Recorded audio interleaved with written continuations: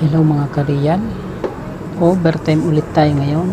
Merong dumating dito na isang electric fan, Toshiba ang brand nito, stand fan. Kakaiba po ang electric fan na ito dahil ito po ay di remote control, electronics po ang laman nito sa loob. Medyo maselan po ito, kakaiba sa pangkaraniwang ginagawa nating electric fan. Ang sabi ng may-ari dito ay ito daw po ay hindi gumagana. Subukan po natin ay saksak muna ito sa outlet. Tingnan natin kung ano ang problema nito. Ayun, narinig nyo? Nag-beep. Wala pa siyang power. Subukan natin na pindutin yung power. Ito ang power. Meron po siyang power pero hindi po siya gumagana. Ayan, no? Hindi po umiikot yung kanyang LC. Ayan. Subukan po natin na pindutin yung mode. Ayun, naririnig nyo, nagbi-beep. Yung speed niya 1, 2, 3. Subukan nating pindutin yung swing. Ayan mga kariyel, gumalaw po yung kanyang ulo. At ito, yan po, nagsiswing po siya. Ibig sabihin, good po yung pagharap niya sa kaliwa at kanan, pero hindi po umiikot ang LC niyan mga kariyal. Hindi po gumagalaw yung LC. Ibig sabihin may problema sa loob. Ano ang posibleng dahilan bakit hindi umiikot ang LC nito? Kakaiba po ito. Tingnan natin kung anong magagawa natin dito. I-off ulit natin. Bunutin muna natin sa outlet para safe. Babaklasin po muna natin ito. Shout out po sa lahat ng aking mga subscribers dyan. Baka ako makalimutan. Dahil sa inyo ay patuloy po akong gumagawa ng mga video tungkol sa pagre-repair ng electric fan na katulad nito para makapag-share po ako ng konti kong nalalaman sa mga ganitong gawain. Hindi lang po ito ang aking ginagawa. Ako rin po ay naggugupit sa buong maghapon. Sa gabi ay nagbibiyahe ng tricycle, pero ngayon po ay hindi ako bumiyahe dahil overtime muna tayo ngayon. Okay, baklasin po muna natin ito. Tanggalin lang sa stand. Yan. Tanggalin po muna natin ang screen. Natanggal na ang screen. Subukan natin na pihitin ng kamay itong LC. Kung malambot siya. Pag malambot, ibig sabihin maganda yung kondisyon ng shafting at saka bushing. Okay. Freewheeling, napakagandang umikot. Makinis ang ikot niya. Walang problema sa shafting at bushing. Tanggalin po muna natin ang LC na ito. Tanggalin din ang mga screen para magandang trabahuhin. Tanggalin ang mga cover.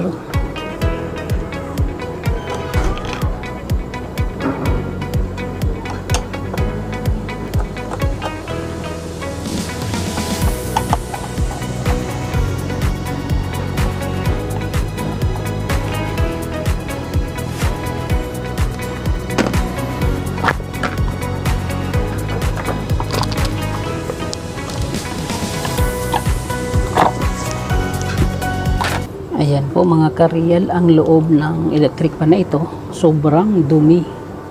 Ganyan po ang itsura nito. Linisan po muna natin. Dahil yan po ang dahilan para mag-overheat ang isang electric fan, ang sobrang dumi.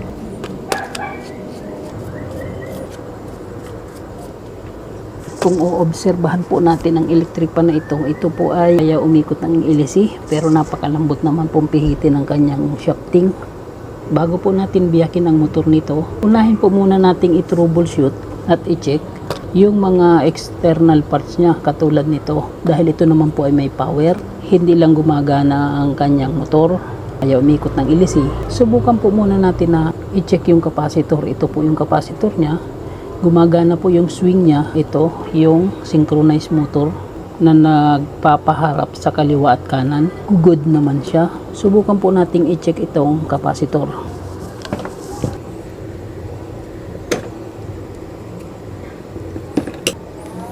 Ang capacitor po nito ay may balot. Bakit kaya ito binalutan? ating tester rin ito. Putulin muna. Tapos balatan po natin ito.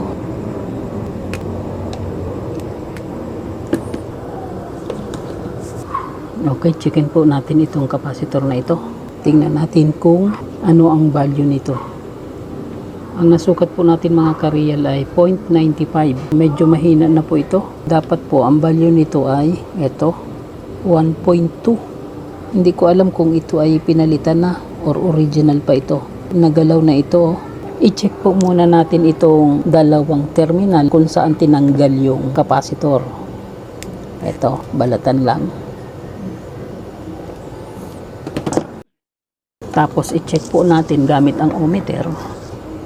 Pag may resistance po na nasukat dito sa dalawang terminal kung saan tinanggal ang capacitor, ibig sabihin buo po ang motor. Pero kung ito po ay walang masukat na resistance, ibig sabihin po sira ang motor.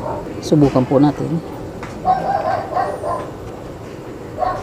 Ayan mga ka-real, wala pong nasukat na resistance. Hindi po gumalaw yung meter pointer. Ayan o. Wala pong reading. May problema ang motor. Ito troubleshoot po natin ang motor. Tingnan natin kung nasaan ang putol. Puputulin po muna natin ang video. At ito troubleshoot ko po muna. At mamaya ko itutuloy ang video kapag nakita ko na yung putol nito. Okay mga ka-real, nakita ko na po ang putol ng stator windings nito. At bago ko po makita ang putol ay katakot-takot na troubleshooting po ang ginawa ko dito. Dahil ito po yung pinakang control board niya. May piyesa dito at may piyesa din sa kabila. Ayan. Ang pinakang putol po ng stator windings nito ay na troubleshoot ko doon sa terminal ng speed windings number 2 or yung pinakang medium. Kasi dito ay ang nakalagay ay low, medium, high or yung LMH. Kung sa pangkaraniwang electric fan ayun po yung 1, 2, 3.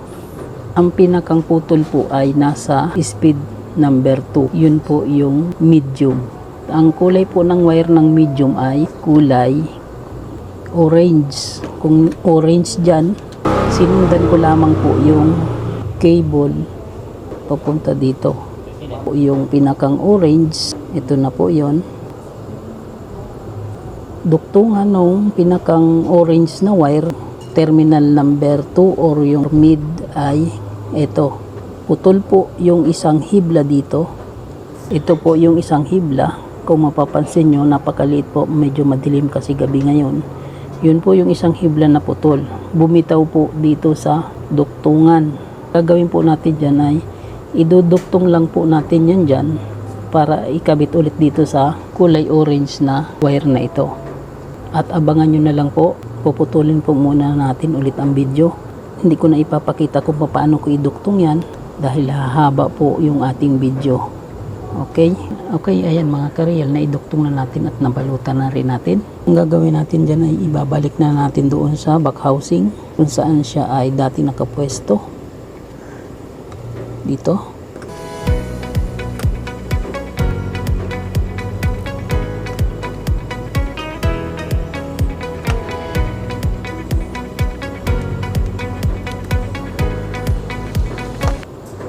Ayan po at nakakabit na doon sa back housing. Bago natin ibalik yung rotor, patakan muna natin ng langis kasi natuyuan na dito sa bushing nya. Ayun, nalagyan na ng langis. Lagyan din po natin itong front housing dito sa bushing nya kasi wala naman pong gasgas yung shafting bushing kaya hindi po natin yan papalitan. Ayan. Ngayon saka natin ibalik yung rotor dito sa dati niyang pwesto.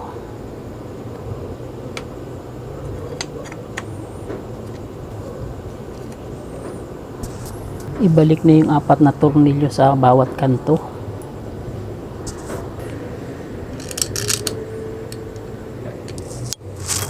Ibalik lang po sa dating position. Ito sa bandang baba, katulad nito kung saan nakakabit yung swing arm. Tapatan lang po ang pagbalik para sabay ang paghigpit.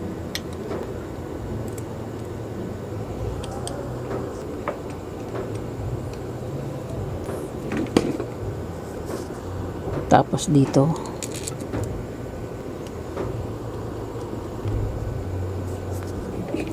dito sa katapat din niya.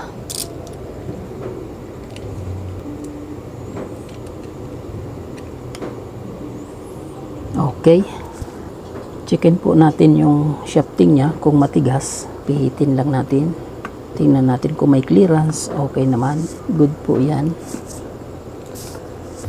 Ibalik po itong swing arm.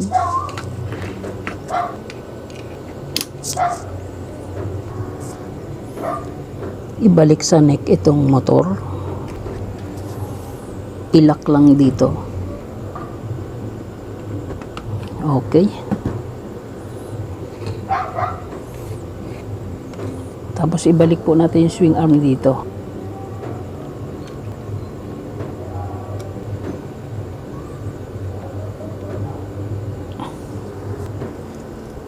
Ngayon ay ibabalik po natin yung control board dito sa dati niyang pwesto.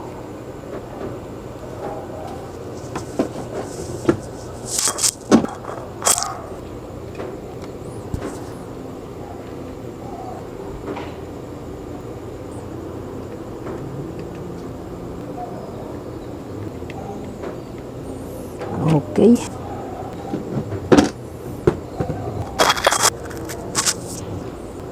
Nakakabit na po yung board. Balik lang po natin yung takip.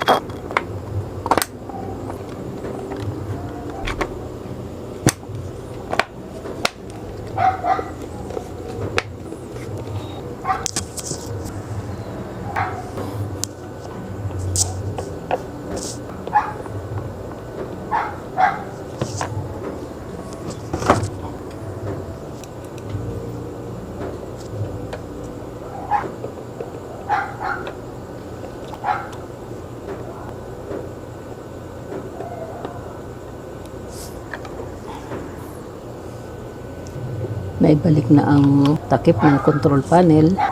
Lalagyan na po natin ito ng capacitor ngayon. Bago lagyan ng capacitor ay check po muna natin yung capacitor terminal. Ito po yung chinik natin kanina na walang resistance. So checkin po muna natin ngayon yan kung meron na. Kasi kung wala pa rin, ibig sabihin ay may putol pa rin. Dapat po yan ay mag-deflect ang meter pointer. Ayan. Ayan po mga kareal, nag-deflect po yung meter pointer. Yung putol ay naiduktong na natin ng maayos sa loob ng motor. Good na po ang resistance reading nito. Okay? Papalitan na lang po natin yan ng bagong capacitor. So ito po yung bagong capacitor na ipapalit natin. Ito po yung luma na papalitan natin. Nakalagay po dito ay 1.2. So ang ipapalit po natin ay 1.5. Okay lang po yan. Tinaas po natin ng konti. Kasi ang nasukat po natin dito ay medyo mababa na 1 microfarad na lang. Medyo malaki po yung motor. Palitan po natin ng 1.5. At bago natin ikabit, para sigurado na good yung ating capacitor na ipapalit, checkin din po natin ito gamit ang capacitance tester. Dapat ang masukat po dito ay 1.5. Ayan mga kareal, 1.48. Pag ni-round off, 1.5 microfarad. Good po ito. Ikabit po natin dito sa capacitor terminal. Kahit magkabaliktad po ng kabit yan, okay lang po yan. Wala pong polarity ang capacitor na ito.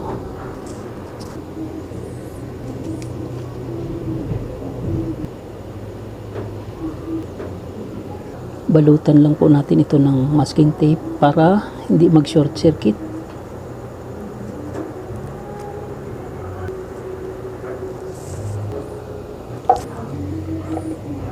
Itong kabila din, balutan.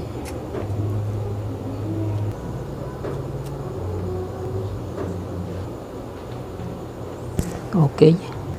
Ilagay lang po natin dun sa kung saan ay tinanggal yung lumang kapasitor.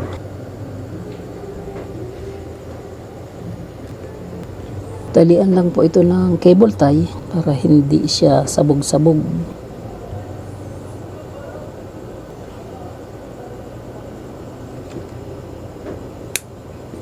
Okay. Ilagay po muna natin ito sa stand para matesting natin ito kung gumagana na. At lagyan po natin ito ng ilisi para makita natin kung yan ay malakas ng umikot. Ayan mga kareal, nakakabit na po yung ilisi niya.